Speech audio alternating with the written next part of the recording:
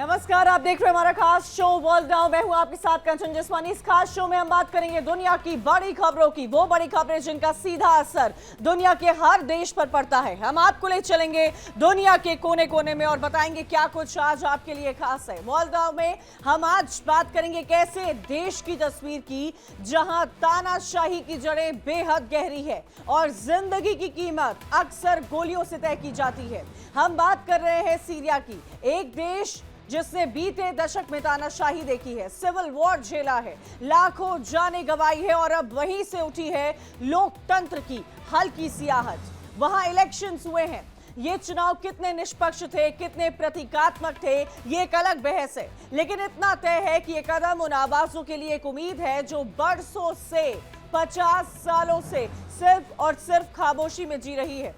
वहीं world now में दूसरी खबर में हम बात करेंगे उस देश की जहां हालात हर बीतते घंटे के साथ ज्यादा विस्फोटक होते जा रहे हैं। हम बात कर रहे हैं जॉर्जिया की, जहां की राजधानी ट्बिलिसी की सड़कों पर आज सिर्फ और सिर्फ नारे गूंज रहे हैं, बल्कि एक सियासी ज्वालामुखी भी फूट रहा है, तैयार है। हजारों की भीड़ सरकार के खिलाफ प्रदर्शन कर रही है, लोगों के हाथों में झंडे हैं, पोस्टर्स है और दिलों में गुस्सा है उस बिल को लेकर जिसे लोग तानाशाही की दस्तक कह रहे हैं। पुलिस और प्रदर्शनकारियों के बीच झड़पें जॉर्जिया में अब भी जारी है। आंसू गैस, वाटर कैनन और लाठीचार्ज की तस्वीरें अब दुनिया भर में हर कोई देख रहा है।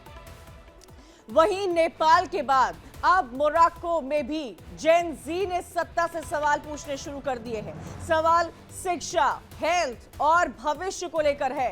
कासाब्लांका की सड़कों पर युवा हैं, गुस्से में हैं और ये गुस्सा अब सिर्फ पोस्टर या नारेबाजी तक सीमित नहीं है। आपको ये भी बता दें कि वहां पर पुलिस की गाड़ियां फूंकी जा रही है। सवाल एक ही है, वहां पर एक ही सवाल लगातार पूछा जा रहा है कि स्टेडियम तो बन सकते हैं तो अस्पताल क्यों नहीं बन सकते हैं। जेन जी की यही आग अब धीरे धीरे पूरे मोरक्को में फैल रही है और सत्ता को जवाब इस वक्त देना पड़ रहा है। वर्ल्ड नाउ में बात जापान की भी करेंगे। जापान ने एक नया इतिहास लिखने जा रहा है और उस इतिहास के पन्नों पर दर्ज होने जा रहा है एक ऐसा नाम जो अब तक की परंपराओं को तोड़ेगा, एक नई शुरुआत करेगा। हम बात कर रहे हैं साने ताइकेची की, जो जल्द ही जापान की पहली फर्स्ट फीमेल प्रधानमंत्री बनने जा रही है। साने ताइकेची जिनकी पहचान एक मजबूत, निर्णायक और कट्टरपंथी नेता के तौर पर, जिनका सफर आसान नहीं रहा, लेकिन अब वो उस मुकाम पर है जहां से देश के सबसे ऊंचे पद तक पहुंचने की राह एक कदम की दूरी पर है। ये तमाम खबरें आपको दिखाएंगे, लेकिन शुरुआत सीरिया से करते हैं। सीरिया में दशकों की तानाशाही और भीषण गृह युद्ध के बाद अब वहां लोकतंत्र की हल्की सी आहट सुनाई दे रही है। रविवार को सीरिया में पहली बार संसदीय यानी कि पार्लियामेंटेरियन इलेक्शंस हुए हैं, वो भी तब जब बीते दिसंबर में बशर अल असद की सत्ता का अंत हुआ था। अभी अंतरिम सरकार की कमान अहमद अल शरा के हाथों में है। तो क्या ये वाकई लोकतंत्र की शुरुआत है या फिर बस और बस एक दिखावा है? ध्वस्त इमारतें, दर्द और एक सवाल कि क्या अब सीरिया बदलेगा? दशकों की तानाशाही यहां पर हुई है और आज यहां पर चुनाव हो रहा है। एक लंबा खूनी संघर्ष हुआ है सीरिया में। सीरिया में पहली बार पार्लियामेंट इलेक्शन हो रहे हैं। सीरिया जहां सालों साल जंग और तानाशाही रही है, वहां एक चुनाव हो रहा है जिसे डेमोक्रेटिक ट्रांजिशन की ओर में देखा जा रहा है। एक छोटा सा कदम है लेकिन बहुत अहम कदम माना जा रहा है। लेकिन ये चुनाव सीधे तौर पर जनता से नहीं बल्कि इनडायरेक्ट फॉर्म में किया जा रहा है और सबसे हैरानी की बात यह है कि देश की बहुत बड़ी आबादी को इसके बारे में कोई जानकारी नहीं है। ये चुनाव सीधे जनता द्वारा नहीं बल्कि वहां उनके रिप्रेजेंटेटिव्स के माध्यम से हो रहा है, यानी कि आम नागरिक वोट नहीं डालेंगे, वोट डालेंगे चुने गए डेलीगेट्स। इस प्रक्रिया को लेकर देश में न तो कोई बड़ा प्रचार हुआ है और न ही कोई इस पर कैंपेन हुआ है। हैरानी की बात यह है कि कई सीरियाई नागरिकों को यह तक नहीं मालूम है कि उनके देश में इलेक्शन होने जा रहा है। न कोई पब्लिक कैंपेन हुआ है, न कोई चुनावी शोर हुआ है। ऐसे में सवाल ये उठता है, क्या ये वाकई लोकतंत्र की ओर बढ़ाया गया एक कदम है या फिर सिर्फ और सिर्फ एक फॉर्मेलिटी है? दिसंबर में विद्रोही गुटों ने हमले में निरंकुश राष्ट्रपति बशर अल असद सत्ता से बाहर हो गए थे और उसके बाद यहां पहली बार वोट डाले जाएंगे। यहां पर एक और जनता से उम्मीद की किरण है, वहीं दुनिया भर की नजरें इस चुनाव की पारदर्शिता पर टिकी हुई है। क्या ये चुनाव ट्रांसपेरेंट है? एक बड़ा सवाल है, वो उठ रहा है। ये चुनाव इसलिए भी खास है क्योंकि 5 दशक में उससे भी अधिक समय से देश पर असद परिवार का शासन रहा है। बीते 1 दशक की बात की जाए तो सीरिया में लगातार गृह युद्ध की मार झेल रहा है। अब ये चुनाव एक नई उम्मीद की लहर है। सीरिया में चुनाव हो रहे हैं, लेकिन यह भी सच है कि देश के कई हिस्सों में अब भी अस्थिरता है, स्टेबिलिटी ही नहीं है। ऐसे में सवाल उठता है, क्या यह चुनाव सभी की आवाज बन पाएगा? सीरिया में डेमोक्रेटिक प्रोसेस क्या है, अब आपको ये बताते हैं। सीरिया में अप्रत्यक्ष चुनाव शुरू हो चुके हैं। आम जनता को इस बारे में उतनी जानकारी नहीं है कि सीरिया में इलेक्शंस हो रहे हैं। लोकतंत्र की दिशा में क्या ये पहला कदम है, ये भी एक बड़ा सवाल उठ रहा है। जनता के प्रतिनिधि वहां पर वोट डालेंगे, जनता सीधा वहां पर वोट नहीं डाल रही है। और आपको यह भी बता दें कि दमिश्क के सड़कों पर कोई चुनावी माहौल, जैसे कि एक देश में चुनाव का माहौल होता है, दमिश्क की सड़कों पर कोई चुनावी माहौल नहीं नजर आ रहा है। सीरिया के लिए यह चुनाव महज सत्ता परिवर्तन की प्रक्रिया नहीं, बल्कि दशकों के संघर्ष और अस्थिरता के बाद स्थायित्व की ओर एक उम्मीद की किरण है। अब यह देखना होगा कि इस प्रक्रिया को किस हद तक पारदर्शी और निष्पक्ष तरीके से अंजाम दिया जाता है। सीरिया में चुनाव को लेकर कई सवाल भी उठ रहे हैं। इलेक्शन प्रोसेस को लेकर यहां पर सवाल उठाए जा रहे हैं, क्योंकि इलेक्शन प्रोसेस जो है वो इनडायरेक्ट है। अब आपको बता दें कि जिला स्तरीय इलेक्टोरल कॉलेजेस द्वारा जो है वो इलेक्शन कराया जा रहा है। ये टॉपिक तो इंटरनेशनल बनी है, लेकिन सीरिया के लोगों को इस बात की जानकारी ये नहीं हो पा रही है कि कहां पर किन जगह इलेक्शंस हो रहे हैं। इसी प्रोसेस के तहत सीरिया में चुनाव हो रहे हैं। कुल मिलाकर आपको बता दें, पीपल असेंबली पार्लियामेंट की बात की जाए तो वहां पर 210 सीटें हैं और लगभग 6000 प्रतिनिधि 50 जिलों से बिलोंग करते हैं उन 210 सीटों के लिए। साथ ही साथ 2/3 लगभग 140 सीटों का चुनाव जो है वो कराया जाएगा। कुछ जो सीटें हैं वो राष्ट्रपति द्वारा सीधे नॉमिनेटेड जो है वो की जाएंगी। सभी सीटों पर भी इलेक्शन नहीं हो रहे। कई जगहों को तो सिक्योरिटी के लिहाज से इलेक्शन से बाहर गया है।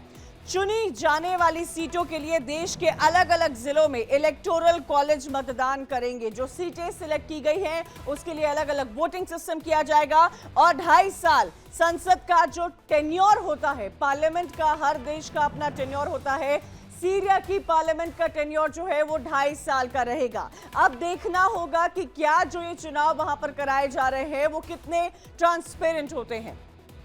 जो सीरिया की अंतरिम सरकार है उसका यह कहना है कि युद्ध और बड़े पैमाने पर विस्थापन के चलते देश की जनसंख्या का सटीक आंकड़ा उस देश के ही पास उपलब्ध नहीं है और यही वजह है कि इस चुनाव में यूनिवर्सल वोटिंग यानी कि 1 पर्सन 1 वोट लागू कर पाना संभव नहीं हो सका है। लिहाजा जनता के सीधे वोट देने का जनता को वहां की अवसर ही नहीं मिला है। ये जो प्रक्रिया सीरिया में चुनी गई है वो लोकतंत्र की थोड़ी शुरुआत तो जरूर हो सकती है, लेकिन जब तक सीरिया की आम जनता को शामिल नहीं किया जाए तब तक वहां का बदलाव बिल्कुल अधूरा रहेगा। चुनाव तो हो रहे हैं लेकिन जनता को इसकी भनक तक नहीं है। सवाल ये भी उठता है, क्या बिना जनता की भागीदारी के कोई लोकतांत्रिक प्रक्रिया मुकम्मल हो सकती है? फिलहाल सीरिया की राजनीति में एक संकेत है कि बदलाव की बुनियाद है। शायद ये बुनियाद आगे बढ़ सकती है, लेकिन रास्ता अब भी सीरिया का लंबा है और वो अब भी मुश्किल नजर आ रहा है।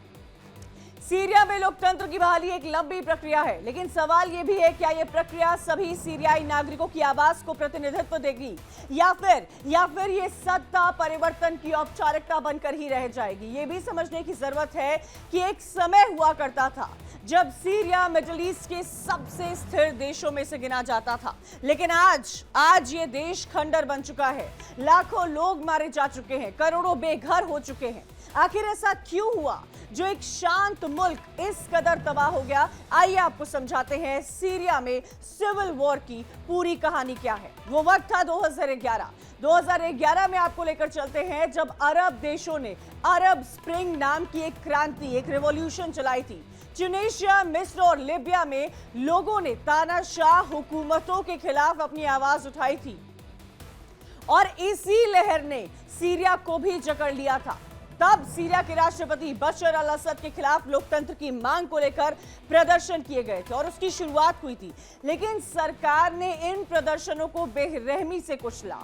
शांति की उम्मीदें जल्द ही हिंसा में बदल गई और धीरे धीरे यह आंदोलन एक फुल सिविल वॉर में बदल गया।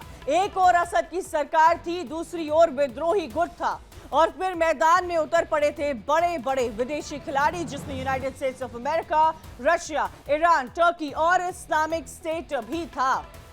साथ ही साथ आपको बता देते हैं कि बशर अल असद की सत्ता के खिलाफ क्या संघर्ष रहा था।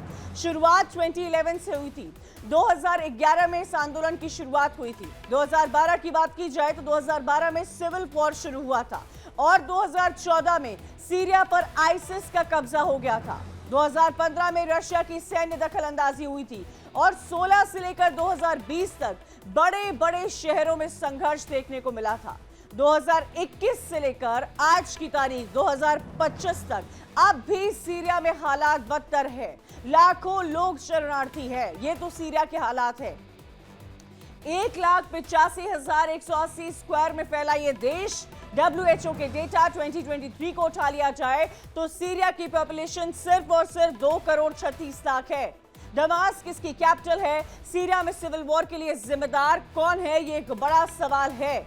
2010 में शुरू हुआ जैस्मिन रिवॉल्यूशन। जैस्मिन रिवॉल्यूशन ने पश्चिमी एशिया और उत्तरी अफ्रीका में कई देशों की राजनीति हिला दी थी, लेकिन इस आंदोलन का सबसे खौफनाक असर सीरिया में ही देखने को मिला था, जहां एक शांतिपूर्ण विरोध जल्द ही एक खून खराबे में बदल गया था।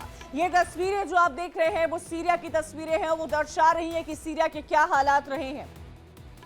2010 में ट्यूनीशिया में जो जैस्मिन रिवॉल्यूशन शुरू हुआ था, वो अरब दुनिया में लोकतंत्र की मांग को लेकर एक लहर बन गया था। लोग भ्रष्टाचार, बेरोजगारी और तानाशाही के खिलाफ सड़कों पर उतर आए थे। मिस्र, लीबिया, यमन, बहरीन, कई देशों में जनता ने अपनी आवाज को उठाया था और अपनी आवाज बुलंद की थी और इसी के तहत सीरिया में भी मार्च 2011 में प्रदर्शन हुआ था। लोगों की मांग थी राष्ट्रपति बशर अल असद इस्तीफा दे, लोकतंत्र की बहाली हो, पॉलिटिकल क्राइसिस खत्म हो। लेकिन वहां की सरकार ने इस शांतिपूर्ण प्रदर्शन को कुचलने के लिए सेना का इस्तेमाल किया और यही रिप्रेशन बाद में बहुत बड़े पैमाने पर सिविल वॉर में तब्दील हो गया था।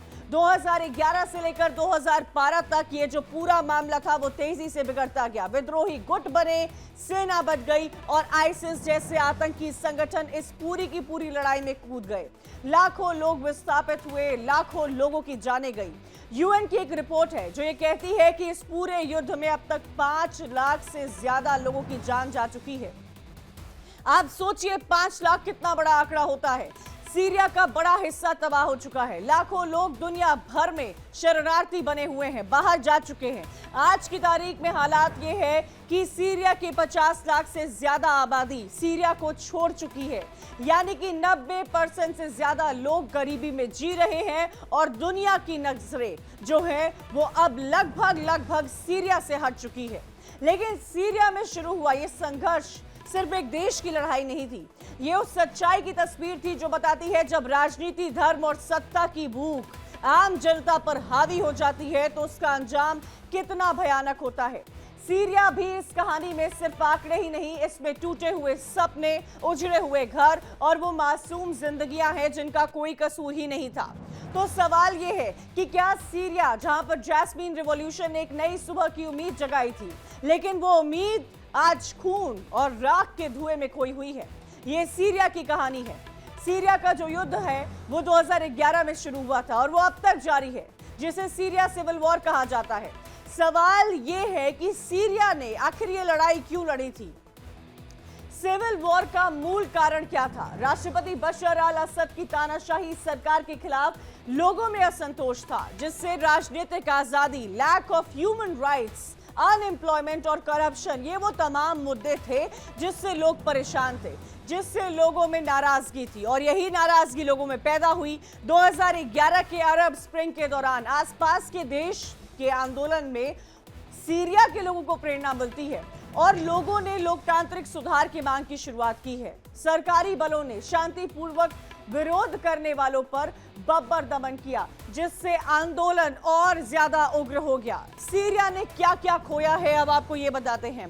5 लाख से अधिक सीरियाई जो है वो इस सिविल वॉर में मारे गए हैं, जिसकी शुरुआत 2011 में हुई थी।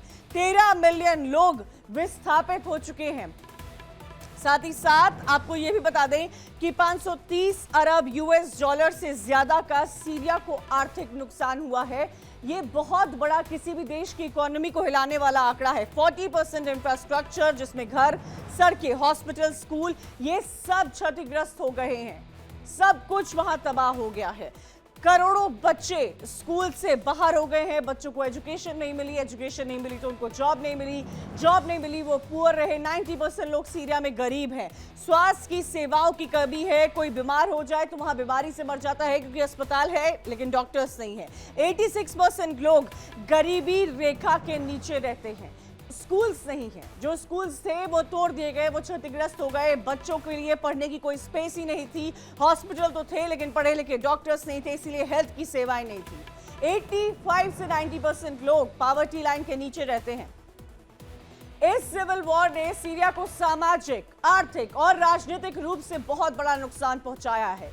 सीरिया की अर्थव्यवस्था पूरी तरह से तबाह हो गई, बुनियादी ढांचे नष्ट हो गए और पॉलिटिकली सीरिया हमेशा अनस्टेबल रहा। और इस युद्ध की वजह से लाखों सीरियाई लोग सीरिया को छोड़कर बाहर निकलने लगे। अंतर्राष्ट्रीय शरणार्थी संकट पैदा हुआ। वहां की अर्थव्यवस्था पूरी की पूरी तरह से ढह गई। सीरिया की अगर इकोनॉमी की बात की जाए तो सीरिया में पिछले 14 वर्षों के वॉर, मिसमैनेजमेंट और भ्रष्टाचार के कारण पूरी की पूरी इकोनॉमी जो है वो ध्वस्त हो चुकी है। जीडीपी में भारी गिरावट दर्ज की गई है। महंगाई है, गरीबी की वजह से अधिकांश जनसंख्या आज जीवन की बुनियादी सुविधाओं से वंचित है। तेल और कृषि, ये दो इंपॉर्टेंट सेक्टर्स होते हैं। ये दो इंपॉर्टेंट सेक्टर जो देश की इकोनॉमी को मजबूत करते हैं, वो बेहद कमजोर हो गए। सरकार फ्री मार्केट पॉलिसी अपनाकर सुधार की कोशिश कर रही है, लेकिन सुधार हुआ नहीं। अब आप सीरिया की इकोनॉमी को समझिएगा। सीरिया के इकोनॉमी की मुद्रा यानी कि करेंसी जो है वो सीरियाई पाउंड है। किस पर टिकी हुई है? कृषि, पेट्रोलियम, उद्योग और पर्यटन। 2023 जीडीपी के अनुसार, वर्ल्ड बैंक की जीडीपी के अनुसार लगभग 19.99 बिलियन अमेरिकी डॉलर इसकी जीडीपी है। ये तो आंकड़े हैं। यानी कि सीरिया के कुल 14 राज्य, जिनमें से दमिश्क, हलाब, होम्स, हता, लताकिया, देर अल-जोर, रक्का, इदलिब और दारा जैसे प्रमुख शहर शामिल है। दमिश्क जो सीरिया की राजधानी है, एक ऐतिहासिक और सांस्कृतिक दृष्टि से ये शहर बेहद खास है। इसके अलावा हलाब और हमा जैसे शहर भी बहुत इंपॉर्टेंट है। लेकिन सिविल वॉर के दौरान इन शहरों को भारी नुकसान हुआ है। क्या क्या सिविल वॉर का साइड इफेक्ट हुआ है, अब आपको ये बताते हैं कि कैसे पूरी की पूरी इकोनॉमी जो है वो कोलैप्स कर गई है। ये समझिएगा, जो सिविल वॉर सीरिया में हुआ है उसके साइड इफेक्ट्स क्या है। 2010 से लेकर 23 तक जीडीपी में 80% से अधिक की सीरिया में गिरावट दर्ज की गई है। ये सीरिया के स्टैट्स हैं जो दर्शाते हैं सीरिया में क्या हुआ। 60 अरब डॉलर से गिरकर केवल 6.2 अरब डॉलर जो है वो वहां की इकोनॉमी रह गई है। तेल उत्पादन में भारी कमी आई, इंफ्रास्ट्रक्चर ध्वस्त होते गए। तेल जिस पर कंट्रीज की जीडीपी का बहुत इंपॉर्टेंट योगदान रहता है, एग्रो इकोनॉमी भी पूरी तरह से नष्ट होती गई, उत्पादन ही नहीं हो पाया। साथ ही साथ आपको बता दें कि सीरियाई पाउंड के मूल्य में बहुत ज्यादा गिरावट दर्ज की गई और इसीलिए सीरिया जो है वो अपने इलाके में स्टैंड कर ही नहीं पाया। सीरिया सिर्फ और सिर्फ कमजोर होता रहा। फूड सिक्योरिटी, एजुकेशन और हेल्थ डिपार्टमेंट की सेवाओं में सीरिया में बहुत ज्यादा कमी है। लोगों को बेसिक चीजें नहीं मिल पाती हैं सीरिया में और इसी वजह से वहां गरीबी का ये हालात है।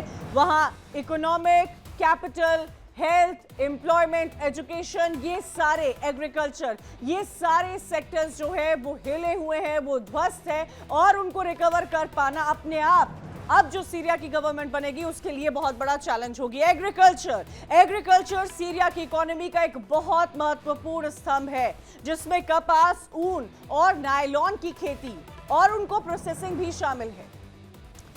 लेकिन इन सब के बीच में यह समझना होगा कि सीरिया के जो हालात हैं और आज जो वहां पर चुनाव हो रहे हैं 50 सालों की डिक्टेटरशिप के बाद क्या वो लोकतंत्र में एक अहम भूमिका निभाएंगे। ये हमारी पहली स्टोरी थी। अब बढ़ते हैं जॉर्जिया के टुवर्ड्स, जो हमारी दूसरी स्टोरी है। जॉर्जिया में हालात विस्फोटक बन चुके हैं। सरकार के खिलाफ लोग सड़कों पर हैं, जगह जगह हिंसक प्रदर्शन कर रहे हैं। राष्ट्रपति भवन तक को घेर लिया गया है। नेपाल, बांग्लादेश और अब जॉर्जिया की राजधानी टिबिलिसी में शनिवार को सरकार के खिलाफ हजारों की तादाद में प्रदर्शन हुआ है। ये जो आप मेरे पीछे की तस्वीरें देख रहे हैं, जॉर्जिया का झंडा लेकर लोग सड़कों पर उतर आए हैं, प्रदर्शन कर रहे हैं, रो रहे हैं और जस्टिस की मांग कर रहे हैं। इनकी क्या मांगे हैं ये भी आपको बताएंगे। राष्ट्रपति भवन के बाहर भारी प्रदर्शन हुआ है। जहां तक आपकी नजरें जा रही होंगी, जॉर्जिया के लोग जॉर्जिया के झंडे लेकर आपको नजर आ रहे होंगे। ये कहीं ना कहीं दर्शाता है कि इस वक्त जॉर्जिया के हालात कैसे हैं।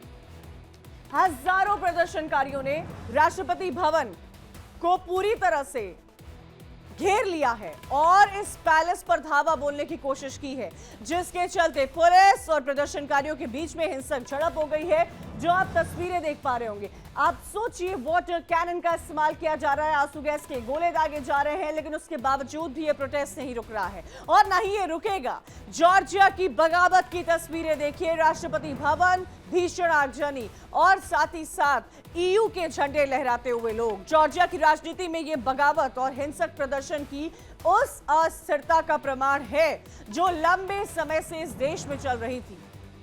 यूरोपियन यूनियन और यूक्रेन के झंडे इस बात की ओर इशारा करते हैं कि जॉर्जिया अपने भविष्य को वेस्टर्न अलायंस के साथ जोड़ने की कोशिश कर रहा है, क्योंकि जॉर्जिया के लोग रशिया के खिलाफ हैं और इसीलिए वो यूरोपियन यूनियन और यूक्रेन के झंडे लेकर घूम रहे हैं। पुलिस प्रदर्शनकारियों को तितर-बितर करने के लिए वाटर कैनन, पेपर स्प्रे, आंसू गैस का इस्तेमाल कर रही है। तस्वीरें देखिए, कितनी आगजनी हुई है। कुछ प्रदर्शनकारियों ने बैरिकेडिंग तोड़कर राष्ट्रपति भवन परिसर में प्रवेश करने की कोशिश की है, जिससे स्थिति ज्यादा तनावपूर्ण बनी हुई है और यह प्रदर्शन स्थानीय निकाय चुनाव के खिलाफ था। लोकल इलेक्शन हो रहे थे। पिछले साल भी कुछ ऐसी ही तस्वीर जॉर्जिया से देखने को मिली थी, जिसमें विपक्षी दलों ने बहिष्कार किया था और ये आरोप लगाया था कि चुनाव में धांधली हुई है। सरकार ने यूरोपियन यूनियन पर देश में दंगों को उकसाने के लिए आरोप लगाया है, जबकि प्रदर्शनकारियों ने सरकार पर रशिया के इशारे पर काम करने का आरोप लगाया है और ये पूरा का पूरा प्रोटेस्ट जॉर्जिया में रशिया के खिलाफ चल रहा है। अब आपको बताते हैं क्यों जॉर्जिया जल रहा है। संसदीय चुनाव में धांधली का आरोप है। संसदीय चुनाव के साथ साथ लोकल इलेक्शन हो रहे थे और उस लोकल इलेक्शन के दौरान इतना बड़ा हंगामा होता है। चुनाव में धांधली के खिलाफ ये जो लोग हैं, ये हजारों की तादाद में प्रदर्शन कर रहे हैं। इन प्रदर्शनकारियों पर पुलिस एक्शन करती है, विपक्षी नेताओं के खिलाफ एक्शन में नारेबाजी की जाती है, लोगों में नाराजगी है और नए सिरे से चुनाव कराने की मांग उठ रही है। ये जो विरोध प्रदर्शन हो रहा है, ये जॉर्जिया में स्थानीय निकाय चुनाव के खिलाफ हो रहा है, जिसका अधिकांश तौर पर विपक्ष के दलों ने बहिष्कार किया है। ये विपक्षी दल यूरोपियन यूनियन के समर्थक है। जॉर्जिया की अगर आज की सरकार की बात की जाए, तो आज की सरकार ने यूरोपियन संघ पर देश में दंगे भड़काने का आरोप लगा है। वहां के प्रधानमंत्री इराकली ने यह आरोप लगाया है कि यूरोपियन यूनियन के झंडे के साथ दंगाइयों ने प्रेसिडेंट हाउस तक, प्रेसिडेंशियल पैलेस के बाहर बैरिकेड्स में आग लगा दी है। उन्होंने यूरोपियन यूनियन के राजदूत पर जॉर्जिया से संवैधानिक व्यवस्था उखाड़ फेंकने का प्रयास किया है, इसका आरोप लगाया है। प्रदर्शनकारियों की मदद करने का भी आरोप लगाया है। आखिर क्यों, ये समझने की जरूरत है कि आखिर जॉर्जिया में क्यों आग धधक रही है। बगावत की आग है ये, और इसका मेन रीजन क्या है, अब आपको ग्राफिक्स के थ्रू वो बताते हैं। जॉर्जिया की ड्रीम सरकार के खिलाफ लोगों में यह आक्रोश है, लोग सड़कों पर उतारा है और उस लोग में कई सारे युवा हैं। इस स्थानीय चुनाव में धोखाधड़ी का आरोप जो है वो यहां पर लोग लगाते हुए नजर आ रहे हैं। लोग यूरोपियन यूनियन की सदस्यता चाहते हैं और सरकार, जॉर्जिया की सरकार ईयू की सदस्यता के खिलाफ है। मौजूदा सरकार को रशिया की कठपुतली माना जाता है और इसीलिए जो तस्वीरें हमने आपको दिखाई है लोगों की, वो ईयू के झंडे और यूक्रेन के झंडे लेकर सड़कों पर हैं और सरकार के खिलाफ ये जॉर्जिया की जनता का हल्ला बोल है। सरकार के खिलाफ ये जॉर्जिया की जनता की बगावत है। ये आग इसलिए भड़क रही है क्योंकि वहां के लोग प्रेजेंट गवर्नमेंट जो कि जॉर्जियन ड्रीम पार्टी है, इसके नाम से जानी जाती है, वो रशिया के एजेंडे का समर्थन करती है और इसके लिए देश में यूरोपियन यूनियन से दूर ले जाने का आरोप है। अक्टूबर 2024 में भी पिछले साल इसी वक्त की अगर बात की जाए तो ऐसे ही हालात थे। स्थानीय चुनाव में धांधली के आरोप थे और उसके बाद वहां विरोध तेज होता है। हजारों की तादाद में लोग जो है वो राष्ट्रपति भवन के बाहर आते हैं, वहां प्रदर्शन करते हैं। उन्होंने सुरक्षा बैरियर तोड़कर हिंसक रूप से राष्ट्रपति भवन में घुसने की कोशिश की है और जो वहां पे फर्नीचर है उनको आग के हवाले कर दिया है। पुलिस ने प्रदर्शनकारियों को रोका है, लेकिन आंसू गैस, वाटर कैनन के बीच हिंसा अब भी जारी है। प्रदर्शनकारियों की यह मांग है कि जॉर्जिया को यूरोपियन यूनियन का हिस्सा बने और रशिया से जॉर्जिया दूर हो। इस पॉलिटिकल और सोशल इंस्टेबिलिटी की वजह से पूरे के पूरे जॉर्जिया में बगावत की आग जल रही है। हालात बेकाबू हो चुके हैं। जॉर्जिया में पिछले साल संसदीय चुनाव हुए थे, उसके बाद से ही आरोप लगने लगे हैं कि बहुत बड़े स्तर पर धांधली हुई है। सत्तारूढ़ दल जॉर्जियन ड्रीम पार्टी को फायदा पहुंचाने के लिए यहां काम किया जा रहा है। संसदीय चुनाव की निगरानी के लिए जो इंटरनेशनल ऑब्जर्वर की नियुक्ति हुई है, उन्होंने भी चुनाव में पारदर्शिता की कमी बताई है। इन सब के बाद जॉर्जिया में पॉलिटिकल अनस्टेबिलिटी है, पॉलिटिकल क्राइसिस है और पीएम इराकली भी उनके लिए भी बहुत बड़ी चुनौती है। वो जॉर्जिया में इस वक्त बढ़ गई है। अब जॉर्जिया के बाद आपको लेकर चलते हैं मोरक्को। नेपाल के बाद मोरक्को में भी जेन जी सड़कों पर उतर आई है, विरोध प्रदर्शन कर रहे हैं। धीरे धीरे जेन जी के गुस्से की आग अब पूरे देश में फैल गई है। मोरक्को में जेन जी का गुस्सा हॉस्पिटल की सुविधाओं की कमी और 2030 वर्ल्ड कप के लिए 10 अरब डॉलर के स्टेडियम पर खर्च को लेकर भड़का है। यहां का युवा समूह जेन जी 212 सोशल मीडिया जैसे कि डिस्कॉर्ड, टिकटॉक एंड इंस्टाग्राम के जरिए ऑर्गेनाइज किया गया है। 212 मोरक्को का कंट्री कोड है और इसी नाम से इस वक्त जो है वहां पर पूरी तरह विरोध प्रदर्शन हो रहा है। अब आपको बताते हैं कि मोरक्को में आखिर क्यों विरोध प्रदर्शन हो रहा है, ये समझने की जरूरत है। मोरक्को में विरोध प्रदर्शन इसलिए हो रहा है क्योंकि युवाओं में बेरोजगारी है और युवाओं की बेरोजगारी और आर्थिक संकट इस वक्त बहुत बड़ी वजह बना हुआ है वहां के विरोध प्रदर्शन के लिए। लंबे समय से ये विरोध प्रदर्शन जारी है। साथ ही साथ हेल्थ और एजुकेशन की जो फैसिलिटीज हैं, इसमें भारी गिरावट दर्ज की गई है। लोगों का कहना है कि सरकार को मेन चीजों के लिए पैसा नहीं है, लेकिन फुटबॉल स्टेडियम के लिए पैसा है। वर्ल्ड कप और खेल आयोजन पर अत्यधिक वहां पर खर्च किया गया है। इससे वहां के युवा परेशान है और युवाओं का कहना है कि आप हमें रोजगार दीजिए, आप हमें हॉस्पिटल्स दीजिए, आप हमें एम्प्लॉयमेंट दीजिए, हमें स्टेडियम नहीं चाहिए। अगर आपके पास स्टेडियम पर खर्च करने के लिए पैसा है तो हमारे लिए इन सुविधाओं के लिए आपके पास पैसा क्यों नहीं है। और इसीलिए मोरक्को की जो जेन जी है वो सड़कों पर उतरी हुई है। करप्शन और सरकारी जवाबदेही की बहुत बड़ी कमी है और इसीलिए भारी तादाद में पिछले कई दिन से मोरक्को की सड़कों पर जेन जी का विरोध प्रदर्शन चल रहा है। चाहे बांग्लादेश हो, चाहे नेपाल हो, चाहे मोरक्को क्यों ना हो, एक बड़ा हिस्सा जेन जी का आज सड़कों पर है।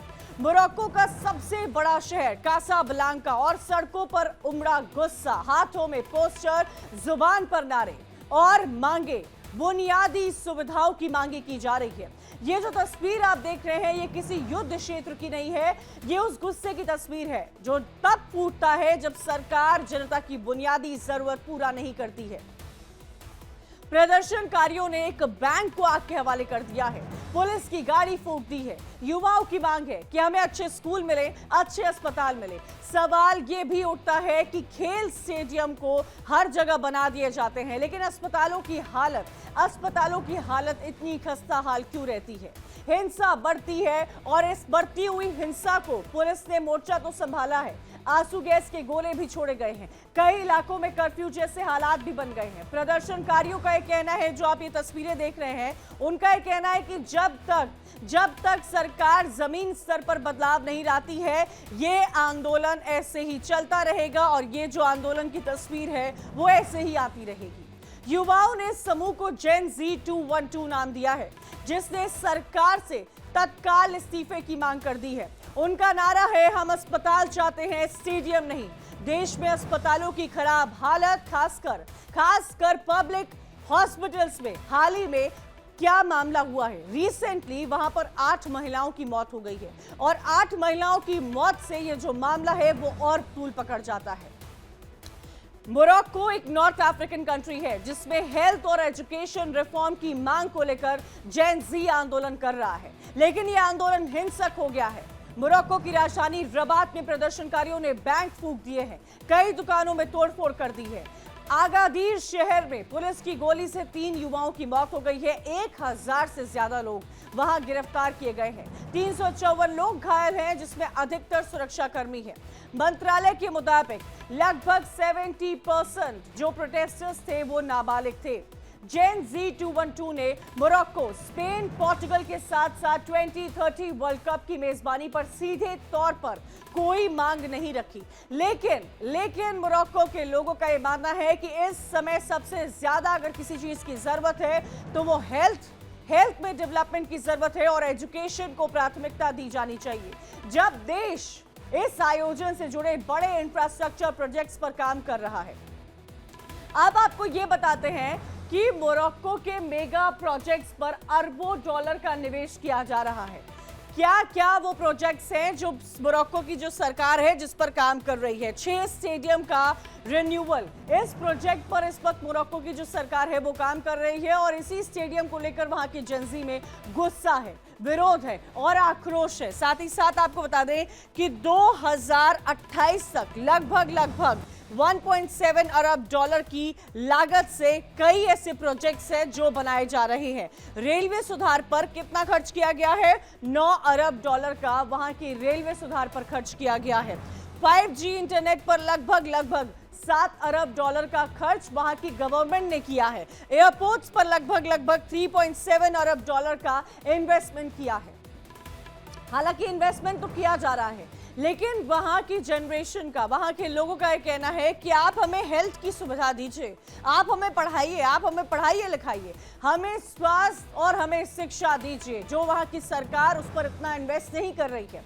गृह मंत्रालय के प्रवक्ता रशीद अल खल्फी ने बताया कि अशांति के बाद पूरे मोरक्को में 409 लोगों को हिरासत में लिया गया है। 260 से ज्यादा पुलिस अधिकारी और 20 प्रदर्शनकारी घायल हुए हैं। 40 पुलिस वाहन और 20 प्राइवेट कार को आग लगा दी गई है।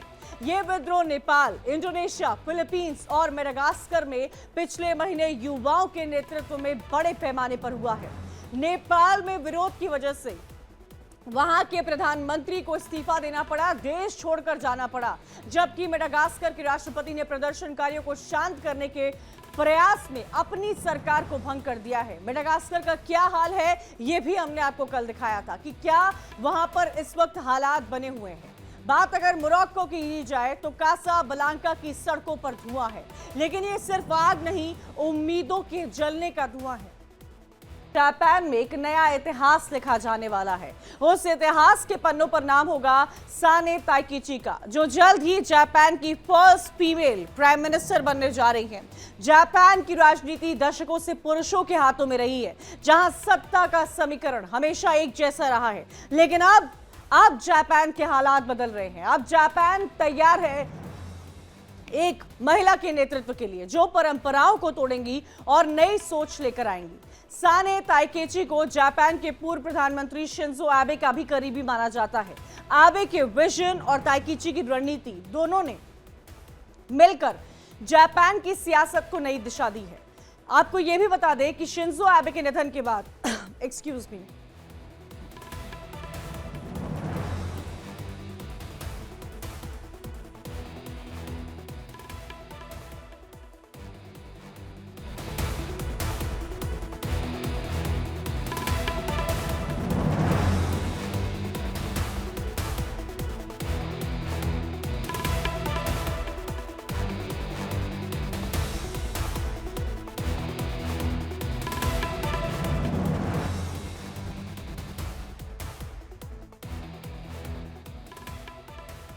प्रधानमंत्री शिंजो आबे का करीबी माना जाता है। आबे के विजन और ताइकीची की रणनीति दोनों ने मिलकर जापान की सियासत को एक नई दिशा दी है। आबे के निधन के बाद ताइकीची को जापान की कंजर्वेटिव राजनीति का सबसे सशक्त चेहरा माना जाता है, जो अब जापान की पहली महिला प्रधानमंत्री बन रही हैं। आपको बताते हैं उनके बारे में कि उनको जो है एलडीपी का लीडर भी चुना गया है। अब वो लीडर चुनी गई है तो वो पीएम बनेंगी। जापान की पॉलिटिक्स में एक बहुत बड़ा मोड़ है, एक बहुत बड़ा बदलाव है ये। साने ताइकीची ने अपने प्रतिनिधि फार्म मंत्री शिंजोरो को हराया है।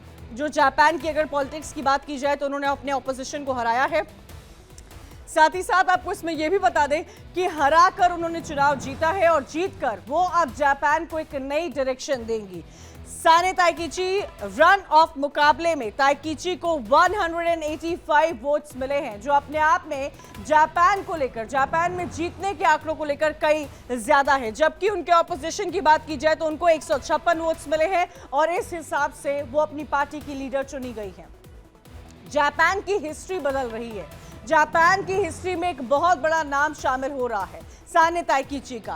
पहले चरण में, अगर पहले फेज की बात की जाए तो कोई उम्मीदवार बहुमत हासिल नहीं कर पाया था। अगर फर्स्ट फेज के काउंटिंग की बात की जाए तो किसी को कोई बहुमत नहीं मिल पाई थी। ताइकीची को सांसदों ने 149 और प्रांतीय में से 36 वोट जो है वो मिले थे और कुल मिलाकर जो इनका आंकड़ा है वो अपने आप बढ़ जाता है। और वहीं अगर बात की जाए कोइजुमी की तो इनको सांसदों से 145 और चैप्टरों से सिर्फ और सिर्फ 11 वोट्स ही मिले थे। ये वहां के वोटिंग का गणित इस वक्त आपको बता रहे हैं। और तीसरे प्रयास में हासिल की गई थी कामयाबी, जिसमें ताइकीची को कामयाबी मिली थी और वो जो है वो लीडर चुनी गई थी।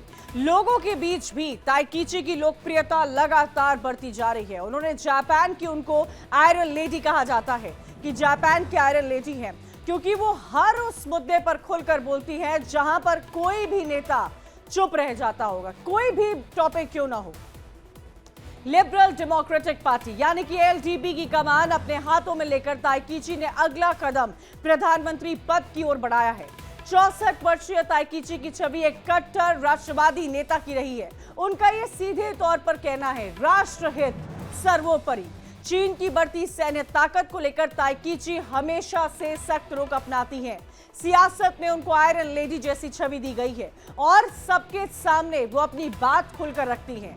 जापान की सबसे ताकतवर कुर्सी पर अब वो काबिज होने जा रही हैं और उनके फैसलों की गूंज केवल टोक्यो तक ही नहीं, उनके फैसलों की गूंज वॉशिंगटन तक सुनाई देने वाली है। अमेरिका से रिश्ते मजबूत हो, ये ताइकीची भी मानती है, लेकिन शर्त यह है कि कोई भी व्यापार समझौता जापान के हित के खिलाफ नहीं होना चाहिए। उनका राष्ट्रवादी विजन उन्हें झुकने के बजाय डट कर खड़े होने वाले नेता के तौर पर दिखाता है, भले ही सामने यूनाइटेड स्टेट्स ऑफ अमेरिका क्यों ना हो। प्रशांत क्षेत्र की अगर बात की जाए तो चीन के प्रभाव को लेकर वो खुलकर चेतावनी देती रही हैं। ताइकीची जापान के युद्ध के बाद के संवैधानिक अनुच्छेद 9 को भी बदलना चाहती हैं, जिसमें जापान को युद्ध न करने वाला राष्ट्र घोषित किया गया है। इमिग्रेशन को लेकर उनका सख्त रवैया है, वो भी अक्सर चर्चा में रहता है। उनका यह मानना है कि अनकंट्रोल्ड इमिग्रेशन से जापान की संस्कृति और सुरक्षा दोनों पर खतरा है। उनका कठोर रुख उस राष्ट्रवादी वोट बैंक को वापस खींचने की कोशिश है जो हाल ही के वर्षों में सेंसिएटो पार्टी की ओर झुका है। कौन है जापान की आयरन लेडी जिन्होंने इतिहास रच दिया है, अब इसके बारे में आपको बताते हैं। 1989 में ये टीवी एंकर रह चुकी हैं, जर्नलिस्ट रह चुकी है। जर्नलिज्म से इनकी जड़ें बहुत जुड़ी हुई हैं, जापान को बहुत क्लोजली समझती हैं और जापान की प्रायर पॉलिटिकल पार्टीज, जापान का इतिहास क्या है ये भी इन्होंने बहुत क्लोजली देखा है। 1990 के दौरान इन्होंने पॉलिटिक्स में एंट्री की है और तब से लेकर अब तक आज देखिए इनको आयरन लेडी कहा जा रहा है। ताइकीची रूढ़िवादी और कट्टर राष्ट्रवादी है, राष्ट्र सर्वोपरि, यही इनका विजन है और यही इनका प्लान है। पूर्व पीएम शिंजो एबे की करीबी मानी जाती हैं और शिंजो एबे जिनका असैसिनेशन कर दिया गया था, जिन्होंने कई बार जापान की सत्ता को संभाला था। एलडीपी में पहली बार 2021 अपनी उम्मीदवारी की इन्होंने घोषणा की थी, ये 2021 की बात है और 2024 में वो इस पद के लिए लड़ी भी थी।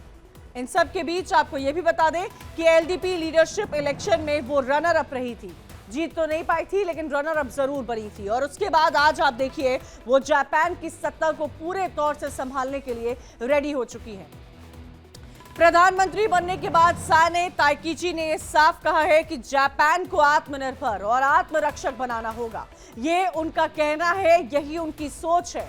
उनका फोकस है डिफेंस, टेक्नोलॉजी और महिला सशक्तिकरण पर। उनके मुताबिक अगर जापान को भविष्य की चुनौतियों का सामना करना है तो देश को नेतृत्व में महिला विजन की जरूरत है और इसीलिए वुमेन एम्पावरमेंट पर उनका बहुत फोकस रहेगा। जापान की सियासत में एक महिला का प्रधानमंत्री बनना केवल सत्ता परिवर्तन नहीं है, ये सामाजिक सोच और राजनीतिक ध्रुवीकरण की एक नई कहानी है। अब ये देखना होगा कि क्या ताइकीची अपने कठोर रुख और बदलाव के वादों के बीच में कोई बैलेंस रख पाएंगी। जापान में इतिहास रचने को तैयार साने ताइकीची, लेकिन उनके सामने है कई सवाल। वो सवाल है संवैधानिक बदलाव, आप्रवासन नीति और चीन के खतरे से निपटने की चुनौती। आगे क्या होगा ये तो वक्त तय करेगा, लेकिन सवाल सबसे बड़ा साफ है कि साने ताइकीची के सामने पूरा का पूरा जापान, जो अपने कल्चर को लेकर इतना विविध है, वो है। क्या जापान की सत्ता, क्या जापान की टेक्नोलॉजी, क्या जापान का डिफेंस, क्या जापान की इकोनॉमी में बहुत बड़े बदलाव है, ये उस संकेत की शुरुआत है। इसी के साथ आज वर्ल्ड नाउ में मेरे साथ इतना ही। कल फिर होगी आपसे मुलाकात।